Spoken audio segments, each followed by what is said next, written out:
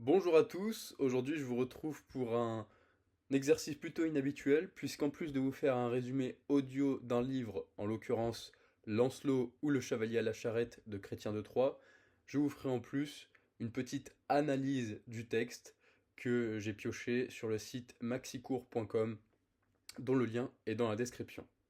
Tout d'abord, faisons un petit point sur l'auteur. Chrétien de Troyes est un célèbre auteur du Moyen Âge du XIIe siècle. Peu d'informations biographiques sont disponibles, si ce n'est des suppositions sur son origine champenoise, ses talents de rhéteur, d'orateur, la quantité impressionnante de son œuvre.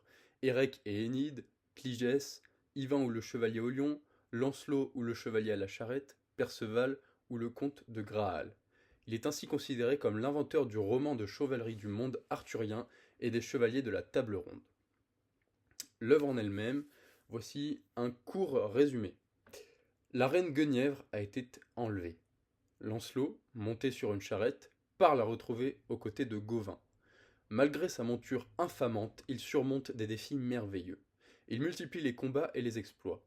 Pensant sans cesse à la reine, il parvient même à traverser les périlleux ponts de l'épée qui rend admiratif le ravisseur Bademagu et son fils Méléagant.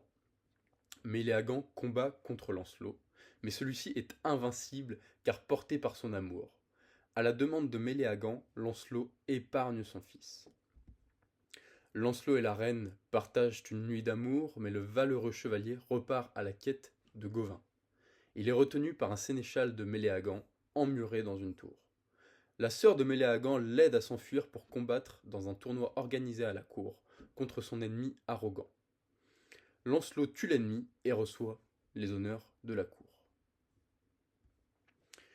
Que va-t-il devenir du vaillant chevalier et de son amour? Nous ne le saurons pas puisque le texte inachevé par Chrétien de Troyes a été complété par Godefroy de Ligny depuis l'épisode de la Tour, mais laissé en suspens, et les aventures de Lancelot ne sont du coup pas abouties.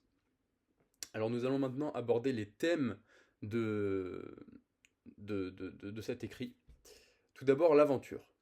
L'univers du héros arthurien est parsemé d'expériences et d'épreuves qui semblent lui être réservées. Du lit défendu au gué périlleux, du passage des pierres au pont de l'épée, un manque ou élément perturbateur entraîne l'aventure qui ne cesse de se renouveler au fil des rebondissements. L'ambiguïté du dénouement invite vers de nouvelles aventures à l'infini. Lancelot semble suivre une voie toute tracée, ce qu'il nomme le droit chemin. Le héros doit donc suivre la voie de ses aventures pour devenir un chevalier reconnu. C'est une sorte d'initiation au code chevaleresque et une validation de sa vaillance par le roi Arthur. Ainsi, à la fin du récit, les aventures sont reconnues par le roi devant la foule, qui rend tous les honneurs au chevalier méritant. Deuxième thème, l'amour courtois. Le chevalier est soumis exclusivement à la dame qu'il aime et vénère même si cet amour est impossible. L'amant est le vassal de la femme, ce qui suppose obéissance et fidélité. Il en perd raison et lucidité. Il perd toute notion de lui-même et manque de périr en tombant par la fenêtre, en ne se défendant plus face à Méléagant. Troisième thème et dernier thème, le merveilleux.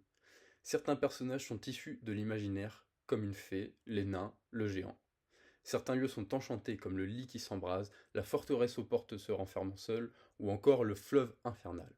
Toutefois, le merveilleux participe de la formation du héros. Il a un sens symbolique qui illustre la formation du chevalier, ajoutant poésie et rêve. Par exemple, Lancelot soulève une pierre tombale excessivement lourde, seul, là où il faudrait 7 hommes. Le moine témoin répand la nouvelle, ce qui réhabilite le héros déchu à cause de sa monture infamante. Voilà, l'essentiel.